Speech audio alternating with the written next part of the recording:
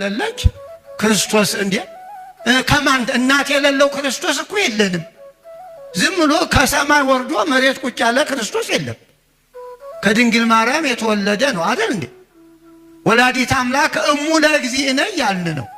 እና ይሄ ባለፈው የሷን ስዕል ማቃጠል እንኳን አይደለም መሰለኝ መርገጥ እንዲያው ስዕሉ ማጨም ይሄ በጣም ጨርሶ መከራ ለማምጣት የተዘጋጀ ትውልድ ነው። ይሄንን ሃይ ማለት አለብን። እመቤታችን በኢትዮጵያ ቤተክርስቲያን ከሌለች እንዴ ምንድነው የሚባል? ምንስ ተብሎ ምስጢረ ሥጋዌም በምን ይሰበካል? ወበእንተ ዝና አፈቀረችስ ምን ብለን እናዜመዋለን? እስመ ወለድኪ ለነስ ምን ይሆናል? እና ይሄ ትልቅ የሃይማኖት ጉዳይ ነው። እናንተስ መምህራኑ ሁላችንስ ስኮላርሺፓችን እኮ እመቤታችን ናት አይደል እንዴ? በምን ተምረን ነው? ይሄ ሁሉ በእናት አባቱ አይደለም፣ በእመቤታችን ስም ነው። መቼም በእንተ ማርያም እያልን ምእመናኑም በዚህ ነው ሲባረኩ የኖሩ። ሳይጋግሩ እንኳን ቆይተና ዙረና ይላሉ። አዎ ደግሞ በጣም ሲቸግር አላበሰልኩም ይላሉ። ምጣድ ከጣዱ ግን ዙረና ነው እስከሚግም ወደ አዳሰና ነው እኮ የሚሉ። አዎ እና ስለዚህ ዕውቀታችን ሁሉ እየሞተ ነው። እንዲህ ከሆነ ለወደፊትም ቀጣይ አይሆንም። አዎ እመቤታችንማ ታስፈልገናለች። እንዲሁ ምስጢረ ሥጋዌው ምን ተብሎ ነው?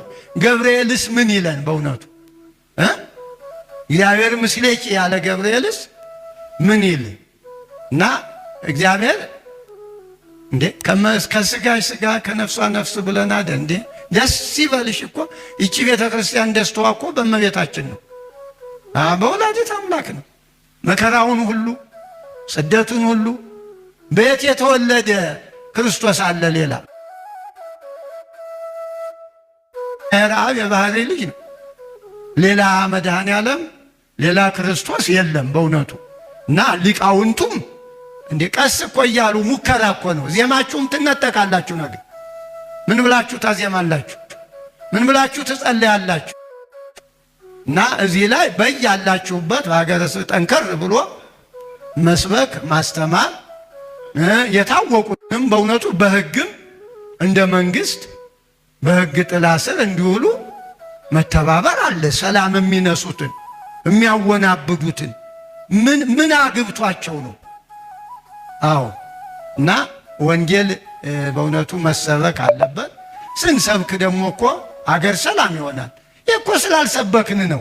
አሁን የምናወራው ሁሉ በሰው የምናማክከው ሁሉ እኮ እኛ ስለደከምን እኮ ነው። እንዴ የኛው አይደል? ሁሉም እኮ እኛ ሰው ተው ክርስቲያኑ ነው። እንዴት ክርስቲያኑ ነው ወንድምህን ትገላለህ ብንል አይገለም። እርግጠኛ ነኝ አቅም አለ እኮ። የኛ አቅም እውነቱን መናገር ነው። እውነት አቅም ነው። እውነት ኃይል ነው።